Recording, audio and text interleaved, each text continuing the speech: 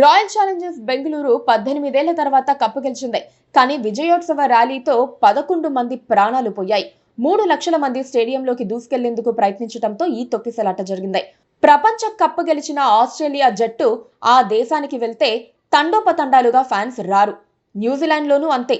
ప్రతి ఒక్కరూ క్రికెట్ను ఎంజాయ్ చేస్తారు. కానీ దాన్ని తమ జీవితాలను ప్రభావితం చేసే స్థాయికి తెచ్చుకోరు. ఎవరి కెరియర్ల విషయంలో వారు బిజీగా ఉంటారు. కానీ మన దేశంలో యువత మాత్రం జబర్దస్త్ ఆర్టిస్టులు వచ్చినా కుప్పలు తెప్పలుగా వచ్చి తొక్కేసుకుంటూ ఉంటారు. క్రికెటర్లు, రాజకీయ నేతలు, సినిమా హీరోలు కేవలం వారి పని వారు చేసుకుంటున్నారు. దానివల్ల వారికి డబ్బులు వస్తాయి. అది వారి పని. మరి ఫ్యాన్స్ పనేమిటి? ఆ హీరోల సినిమాలు చూసి ఆ హీరోల గురించి మాట్లాడుతూ మా హీరో గొప్ప అని చెప్పుకోవటం ఫ్యాన్స్ పనా? అలా చేసి జీవితాలను నాశనం చేసుకోవడం వల్ల ప్రయోజనం ఏంటి? ప్రతి ఒక్కడు తమ తమ జీవితంలో హీరో. తాము చేసే పనిలో ముందుకెళ్లటం హీరోయిజం. అంతేకాని ఎవరికో వర్షిప్ చేయటం హీరోయిజం కాదు.